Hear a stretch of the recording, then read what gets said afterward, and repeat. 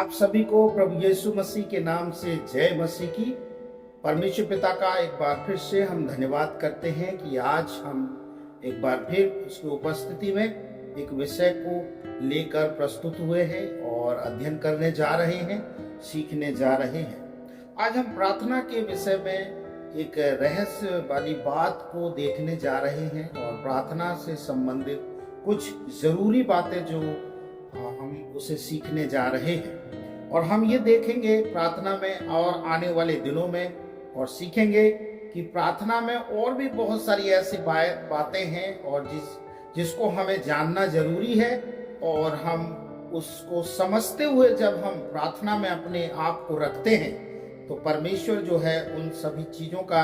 हमें प्रतिफल देते हैं। आज हम वचन में से जाएंगे और देखेंगे मत्ती रचित सुसमाचार उसका 6वां अध्याय उसके 5वें वचन से लेकर उसके 15वें वचन में ये आयतें पाई जाती है, जहां से हम सीखने का प्रयास करेंगे और देखेंगे और हम जानेंगे कि परमेश्वर की दृष्टि में हम किस प्रकार से मतलब प्रार्थना को रखते हैं और जो प्रार्थना सुनी जाती है वो हम उस प्रार्थना को जो है अपने जीवन में करने पाए। तो हम पढ़ेंगे उसके 5वें वचन को। जब तू प्रार्थना करे, यहाँ प्रभु यीशु मसीह एक बात सिखा रहे हैं कि जब भी तू प्रार्थना करे तो इन बातों का ध्यान रखना और इन बातों को नजरअंदाज मत करना। इन बातों को जब तू ध्यान में रखते हुए अपनी प्रार्थना को करेगा तो उस प्रार्थना का प्रतिफल तुझे मिलेगा। प्रभु यीशु मसीह कहते हैं कि जब कभी भी तू प्रार्थना करे और जब प्रार्थना में जाए तो इस बात को ध्यान देना तो कपटियों के समान ना हो, क्योंकि लोगों को दिखाने के लिए आराधनालयों में और सड़कों के मोड़ों पर खड़े होकर प्रार्थना करना उनको अच्छा लगता है। मैं तुमसे सच कहता हूं कि वे अपना प्रतिफल पा चुके हैं। और यहाँ प्रभु यीशु मसीह ने सीधा साफ तौर से बोल दिया है कि जब कभी भी तू प्रार्थना करे और तेरा प्रार्थना का समय हो तो उनके समान मत प्रार्थना कर जो अपने आप को दिखाते हैं कि हम प्रार्थना कर रहे हैं। और वहां एक शब्द आया हुआ है, कपटियों के समान ना प्रार्थना करो। आज हमें मूल्यांकन करने की जरूरत है, जांचने की जरूरत है कि मेरी प्रार्थना कपटियों के समान तो नहीं है जो दिखावे की प्रार्थना है और मैं आराधनालय में जो है एक अच्छा व्यक्ति माना जाता हूँ या मैं उच्च पदवी में हूँ तो मुझे प्रार्थना करना ही है, मुझे दिखाना पड़ता है। और ये जो कुछ लोग होते हैं जो सदूकी और फरीसी जो उस समय में हुआ करते थे जब यीशु ने इस बात को कहा है, तो वो सड़कों के में खड़े होकर मोड़ों पर लोगों को दिखाने के लिए प्रार्थना किया करते थे। और तभी यीशु मसीह ने इस बात को कहा कि ये जो प्रार्थना कर रहे हैं ये प्रार्थना परमेश्वर पिता जो है कभी नहीं चाहता कि ऐसी प्रार्थना करें। उन्होंने अपने ही इस बात को बना लिया था कि हम इस प्रकार से प्रार्थना करेंगे और वो ऐसा समझते हैं कि हमारी इस प्रार्थना को परमेश्वर सुनेगा। लेकिन यीशु ने पहली बात जो हमें बोली है कि जब तू प्रार्थना करे तो कपटियों के समान प्रार्थना नहीं करना, ना सड़कों में दिखाने के लिए मोड़ों पे खड़े होकर और ना ही आराधनालय में लोगों को दिखाने के लिए। और जब यीशु ने वहां पे एक बात और कही है कि जब तू प्रार्थना करे तो तू क्या कर, परंतु जब तू प्रार्थना करे तो अपनी कोठरी में जा और द्वार बंद करके अपने पिता से जो गुप्त में है प्रार्थना कर। हमें जो है परमेश्वर पिता से दिखावे की प्रार्थना नहीं करनी है, लेकिन हमें उसका जो सीधा जो बात है वो है कि हमें गुप्त में प्रार्थना करनी है। यीशु ने इस बात को सिखाया, तू जा अपनी कोठरी में जा, उसका द्वार बंद कर और अपने पिता से जो उससे तू गुप्त में प्रार्थना कर और वो तेरी प्रार्थना को सुनेगा और उसका जवाब तुझे देगा। तब तेरा पिता जो गुप्त में देखता है तुझे प्रतिफल देगा। ये जो प्रार्थनाएं हैं, ये जो प्रार्थना हम लोग करते हैं, ये प्रार्थना एक जो है परमेश्वर की ओर से हमें प्रतिफल मिलता है। और जो दिखावे की और जो कपट की प्रार्थना होती है, जो लोगों के सामने में दिखावे के लिए हम प्रार्थना करते हैं, तो उसका प्रतिफल जो है इस संसार में उन्हें लोगों की ओर से मिल जाती है। लेकिन यदि जब आप और मैं प्रार्थना करते हैं और हम स्वर्गीय परमेश्वर से प्रार्थना कर रहे हैं तो परमेश्वर की ओर से उसका प्रतिफल हमको मिलना जरूरी है। यीशु ने यहाँ पे सिखाया हुआ है। और 7वें वचन में ऐसे लिखा हुआ है कि प्रार्थना करते समय अन्य जातियों के समान बकबक ना करो। ये जो दूसरी बात है, पहली बात हमने देखी कि दिखावे की प्रार्थना जो है उसका प्रतिफल हमें नहीं मिलता है, उसका प्रतिफल इस संसार में वाहवाही के तौर में हमें मिलती है और हम दूसरे के सामने में हमारा गिरेबान थोड़ा सा ऊंचा हो जाता है, लेकिन प्रभु की नजरों में वो प्रार्थना सुनी नहीं जाती है। प्रभु सुनता तो है लेकिन उसको परमेश्वर नजरअंदाज करता है और उसका कोई अर्थ नहीं होता है। दूसरा जो प्रार्थना यीशु ने प्रार्थना से संबंधित जो बातें बताई है कि तुम अन्य जातियों के समान बक बक ना करो। और वो क्यों ऐसा कह रहे हैं? क्योंकि लोग जब प्रार्थना करते हैं और ये जो है इस प्रकार से प्रार्थना करते हैं और कहते हैं, वो अपने शब्दों को, जब वो कहते हैं कि प्रार्थना में ऐसे शब्द होने चाहिए, प्रार्थना इतनी समय की होनी चाहिए, और वो इस प्रकार से अपने में इस प्रकार से वो समझते हैं और अंडरस्टैंड करते हैं कि प्रार्थना ऐसी करनी चाहिए। तो यीशु ने सीधा मना किया है कि उनके समान प्रार्थना ना करो। वो सोचते हैं, वो समझते हैं कि उनके बहुत बोलने से उनकी सुनी जाएगी। आज हमारी मेंटेलिटी या हमारा दिमाग या हमारा सोच तो ऐसा नहीं है कि मैं प्रार्थना में जब ज्यादा बात करूंगा, ज्यादा वो समय बिताऊंगा या ज्यादा वो टाइम लगाऊंगा तो हो सकता है परमेश्वर पिता मेरी प्रार्थना को सुने। आज जो है क्वांटिटी के ऊपर जो है प्रतिस्पर्धा के रूप में प्रार्थना करी जा रही है और लोगों को उसके आधार पे आकलन किया जाता है कि वो कितने घंटे प्रार्थना कर रहा है, बजाय इसके कि वो विशेष प्रार्थना कर रहा है या नहीं कर रहा है। तो यीशु ने वहां साफ बताया कि अन्य जातियों के समान तुम बक बक ना करना। और बक बक जो शब्द जो यीशु ने बोला है, और वो ये है कि हमें जो है अपने शब्दों को लिमिटेशन में रखते हुए प्रभु के पास लेके जाना है और प्रभु के पास उन शब्दों को रखना है। हम जो है सवोपदेशक की पुस्तक उसके 5वें अध्याय में लिखा हुआ है कि जब तू प्रभु के भवन में जाए, जब तू प्रभु के उपस्थिति में जाए, तो सोच समझ कर तू प्रभु के भवन में जाना, क्योंकि अधिक बोलने से मूर्खों के समान बलिदान चढ़ाने के समान है। प्रभु के सामने जब हम अधिक बोलते हैं और हम उन चीजों को प्रभु के सामने में पूर्ति नहीं करते हैं, तो हम प्रभु की दृष्टि में एक मूर्ख के समान गिनती होती है। और यही बात को समझाने के लिए यीशु मसीह कह रहे हैं कि जब तू प्रार्थना करे तो तू कोठरी में जा, द्वार बंद कर और अपने पिता से जो है प्रार्थना कर। कोई नहीं देखना चाहिए, ना कपटी प्रार्थना होगी, ना कोई दिखावे की प्रार्थना होगी और ना ही कोई ज्यादा बातचीत होगी। जब तू अपने कोठरी में जाएगा, स्वर्गीय पिता के साथ में तेरा जब संबंध होगा, तो उन्हीं बातों को बोलेगा जो जरूरी बातें हैं। हम नए नियम में सीखते हैं कि हमें प्रार्थना करने नहीं आती है, लेकिन पवित्र आत्मा बयान से बाहर हमें प्रार्थना करना सिखलाता है। तो जब हम प्रभु की उपस्थिति में होते हैं तो हम बयान से बाहर प्रभु से प्रार्थना करते हैं और हम बकबक नहीं, लेकिन हम सच में जो है जैसी प्रार्थना प्रभु को चाहिए वैसी प्रार्थना हम करते हैं। तीसरी बात जो हम देखने जा रहे हैं और हम समझने जा रहे हैं, जैसे कि यीशु ने समझाया, हमें अपने शब्दों को कंट्रोल में रखते हुए, क्योंकि हम प्रभु के पास जो है अपनी प्रार्थनाओं को लेके जा रहे हैं। हमारा परमेश्वर राजाओं का राजा है और प्रभु का प्रभु है, और जब हम राजाओं के राजा प्रभु के उपस्थिति में जाते हैं तो हमारे शब्द जो है बिल्कुल थोड़े हों और सटीक शब्द हों, और जिस बात के लिए हम गए हैं वो बात हमें बोलनी चाहिए। हमें इधर उधर की बातों को जो है प्रभु के सामने में नहीं रखना चाहिए, क्योंकि वो सारी बातों को परमेश्वर जानता है। तो आइए हम तीसरी बात जो देखने जा रहे हैं, जो यीशु ने प्रार्थना से संबंधित बातों को बताया हुआ है, जो महत्वपूर्ण बात बताई हुई है, उसे हम समझने जा रहे हैं। और हम इस प्रकार से समझेंगे, जैसे कि यीशु ने कहा, इसलिए तुम उनके समान ना बनो, क्योंकि तुम्हारा पिता तुम्हारे मांगने से पहले ही जानता है कि तुम्हारी क्या आवश्यकता है। इस बात को ध्यान में रखना है कि जब हम प्रार्थना करने जाते हैं तो हमारा जो स्वर्गीय पिता है हमारे मांगने से पहले हमारी आवश्यकताओं को जानता है, हमारी आवश्यकताओं को वो पूरा करता है, हमारी आवश्यकताओं को जो है ध्यान में रखता है, और वो उसी के आधार पर जो है हमारी प्रार्थनाओं को सुनकर उसका उत्तर देता है। पतरस की पत्री में लिखा हुआ है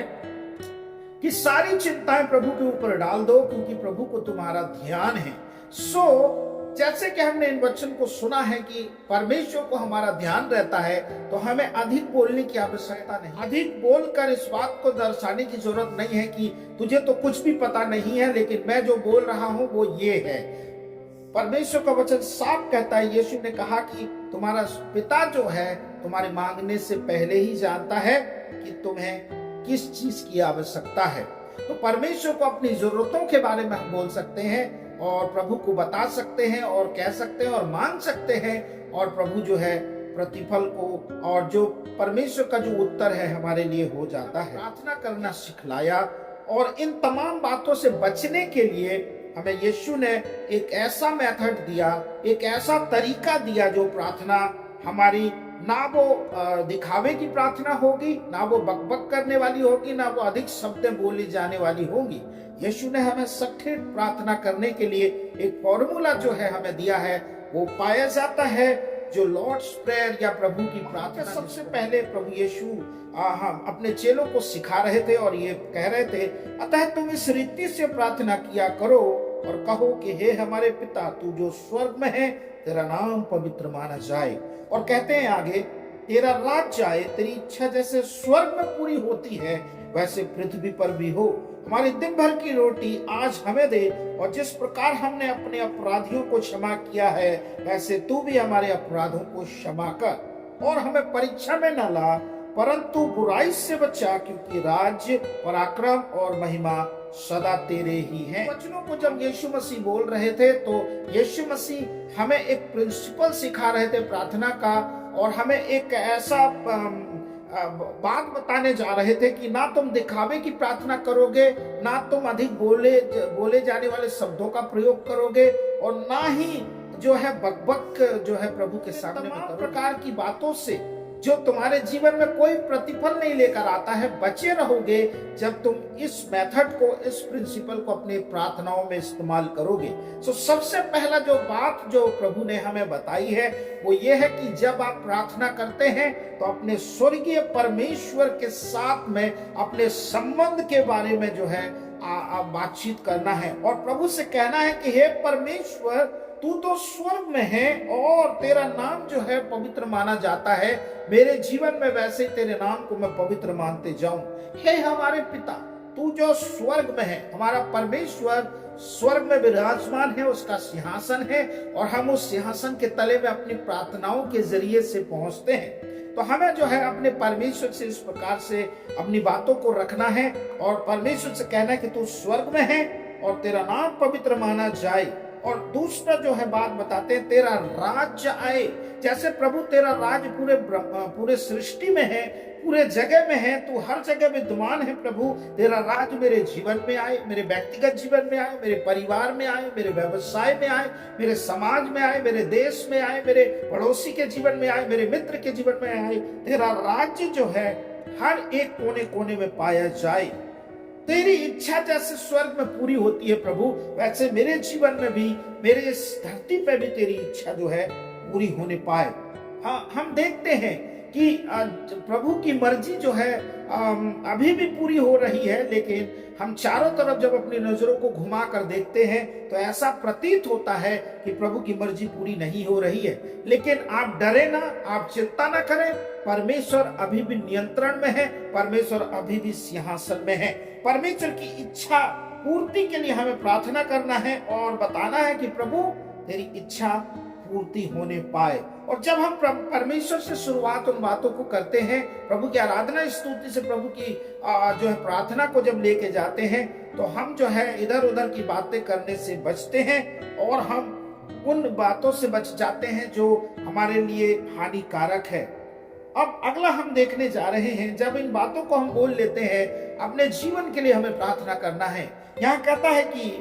हमारे दिन भर की रोटी आज हमें दे। जब आप प्रार्थना करते हैं तो अपने आप को प्रभु के सामने में रखें और प्रभु से कहें कि प्रभु तूने मुझे बीते दिनों से लेकर अब तक तूने मुझे संभाला है, मुझे प्रभु इस शारीरिक भोजन से तृप्त किया है, मेरे लिए अच्छे कपड़े दिए हैं, मेरे लिए अच्छा मकान दिया है, मेरे लिए प्रभु अच्छे इंतजाम किया है, प्रभु मेरे लिए अच्छा व्यवसाय दिया है। प्रभु तेरा धन्यवाद हो कि तू मुझे अब तक संभाले हुए है। और साथ ही साथ हमें अपने आत्मिक जीवन के लिए भी यही बोलना है कि प्रभु तू मेरे जीवन को, मेरे आत्मा के लिए जो रोटी है प्रभु उसे प्रोवाइड कर, मेरी आत्मा के लिए जो है मेरे जीवन में प्रभु तेरे वचनों को दे और तरोताजा वचन को मैं तुझसे प्राप्त करने पाऊं। और हम जब इस संसार में अपने जीवन को जीते हैं तो नाना प्रकार की ऐसी बातें आती है हमारे विवेक में, हमारे सोच में, हमारे जीवन में ऐसी बातें आती है और हम कई बार जो है अपने अपराधियों को, जो हमारे प्रति जो है किसी अपराध करते हैं और हम जो है माफ नहीं कर पाते हैं। तो आइए, प्रभु ने खुद कहा है कि अपने अपराधियों को जैसे तुम माफ करोगे वैसे ही पिता भी तुम्हारे अपराध को क्षमा करेगा। सो आइए हम जो है अपने अपराधियों को जो है प्रार्थना के जरिए से जब हम प्रभु के पास में जाएं तो हम उन बातों को रखें कि प्रभु जैसे मैं अपने अपराधियों को क्षमा करता हूं वैसे तू भी मेरे अपराधों को क्षमा कर। और प्रभु से कहना है कि प्रभु मुझे परीक्षा में ना ला। कई बार जो है हम इन बातों को प्रभु के सामने में नहीं रखते हैं, लेकिन आइए हम प्रार्थना के जरिए से प्रभु से कहें और ये बोले कि प्रभु मुझे परीक्षा में मत लेकर आ, बल्कि मुझे प्रभु बुराई करने से बचा, पाप करने से बचा। और मुझे परमेश्वर पिता इन तमाम बातों से मुझे बचा के रख, बुराई करने से बचा, मेरे जीवन से पाप ना हो प्रभु, और मुझे वहां से सुरक्षा दे। परमेश्वर से जब इस प्रकार की प्रार्थनाओं को आप और मैं करते हैं तो परमेश्वर हमारे बातों को सुनता है और ये हमारा जो है अधिक बोले जाने वाले शब्द नहीं है, लोगों को दिखाने वाले शब्द नहीं है, या हम अधिक बातों को बोलकर जो है मूर्ख के समान ठहरने वाले नहीं हैं। लेकिन इस प्रकार से जो प्रार्थना हम करेंगे तो प्रभु यीशु ने स्वयं कहा है कि तुम ऐसे ही प्रार्थना करोगे और उसका प्रतिफल जो है तुम्हें मिलेगा। और लास्ट में जैसे हमने शुरुआत करी थी कि तू स्वर्ग में रहता है और तेरे साथ मेरा संबंध है, तू मेरा पिता है और मैं एक तेरे संतान हूं, और मैं उन बातों को रख रहा हूं प्रभु जो मुझे जरूरत है। और अंत में जब हम प्रार्थना को करते हैं तो हमें वैसे ही प्रभु से कहना कि प्रभु तेरा धन्यवाद हो, तेरी स्तुति हो प्रभु, तेरी महिमा हो परमेश्वर, कि तेरा राज्य जो है और तेरा पराक्रम परमेश्वर है और तेरी महिमा जो है सदा के लिए मेरे जीवन में बनी रहने पाए परमेश्वर। मैं हमेशा अपने जीवन में प्रभु तेरे राज्य के बारे में जो है हमेशा सोचने वाला बनूं, तेरे राज्य के बारे में या तेरे राज्य में परमेश्वर रहूं और तेरे पराक्रम के कामों को परमेश्वर अपनी आंखों से देखने पाऊं, और प्रभु तेरी महिमा मेरे जीवन से सदा होती रहे। परमेश्वर पिता, इस प्रार्थनाओं को जैसे आप और मैं करते हैं, और ये बात जो है यीशु मसीह ने पुष्टि कर दी है कि ऐसी प्रार्थना जो है आप जब करते हैं तो आप जो है एक कपटी जो भरी प्रार्थना होती है, जो आज ट्रेंड के रूप में चल रहा है, उन सारी बातों से आप बच जाते हैं। आप जो है धोखाधड़ी से बचते हैं। शैतान बड़ी आसानी से जो है आज प्रभु के लोगों को, जो मसीह लोगों को जो है ठग रहा है और उन्हें जो है तसल्ली दे रहा है कि तुम प्रार्थना कर रहे हो। लेकिन आज आपको और मुझे मूल्यांकन करने की आवश्यकता है कि मेरी प्रार्थना जो है सच में वो प्रार्थना सुनी जा रही है, या मैं केवल बकबक कर रहा हूं प्रभु की उपस्थिति में और अधिक शब्दों का इस्तेमाल कर रहा हूं, और मैं ये दिखाने का प्रयास कर रहा हूं कि मेरे जैसा प्रार्थना करने वाला कोई भी नहीं है। सो जैसे कि हमने इन बातों को, प्रार्थना से संबंधित चीजों को देखा है, तो आइए हम इन बातों को ध्यान से सुने और इसे समझें, और परमेश्वर जो है हमें इन प्रार्थनाओं को जो करने के लिए जो हमें बोला है उस प्रार्थना को अपने जीवन में, प्रतिदिन के जीवन में, दैनिक जीवन में लागू करें। सो मैं धन्यवाद करता हूं जैसे कि आपने इन वचनों को सुना है, और मैं विश्वास करता हूं कि आप लोग इन वचनों को सुनकर अपने जीवन में मनन करेंगे और अपने जीवन में जैसे कि यीशु ने प्रार्थना करना सिखलाया है वैसे अपने जीवन में इस्तेमाल करेंगे। परमेश्वर इस वचन के द्वारा से आप सभी को आशीष दे। God bless you. जय मसीह की।